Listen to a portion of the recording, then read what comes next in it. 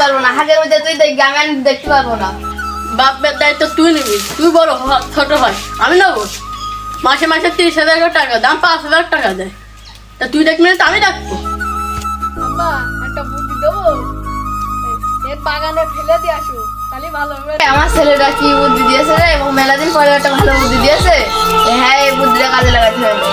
তোরা আগে যে সময় ছোট ছিলি সেই সময় তোদের খাওয়াই পড়াই তো আমি তো মানুষ করেছি, তখন কি বললে আমার বাগানে ফেলাই যাচ্ছিস? বুড়ার মুখে কি সুন্দর কথা, ও তাড়াতাড়ি এর বাগানের মধ্যে ফেলে দিয়ে এসো। বাগানে ফেলাই দেয়। তাই কর। হ্যাঁ, তাই কর। গ্রামের বাড়িতে আসলাম, গ্রামে একটা আনন্দ আছে, একটা ভিড় আছে।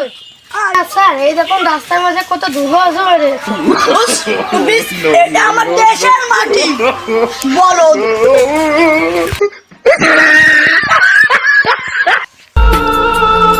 তুই গেটটা ঘুরে আমি সাথে কান ধরি। গেটটা না একেবারে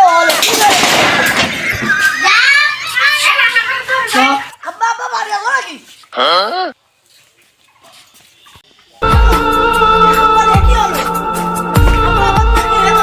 সেবাটা কি করে দেয়? আজকে গেছি রে, মেজো ভাই চলে এসে, এখন কি করি?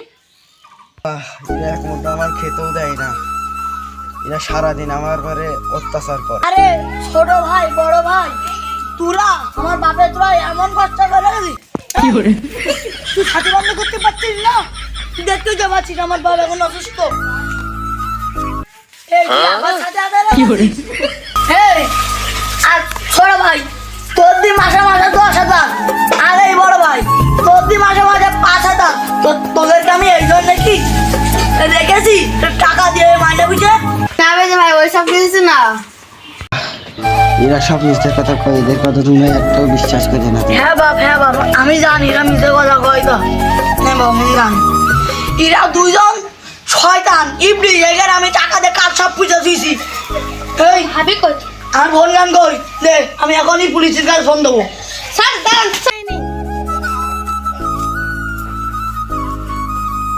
হ্যালো অফিসার বলছেন? হ্যাঁ আমি ওই রাব্বির ছেলে বলছে, ওই যে বিদেশ ছিলাম একটা ডিলার, শিগগির আমাদের বাড়ি চলে আসুন। আমার ছোট ভাই আর আমার বড় ভাইকে এখনই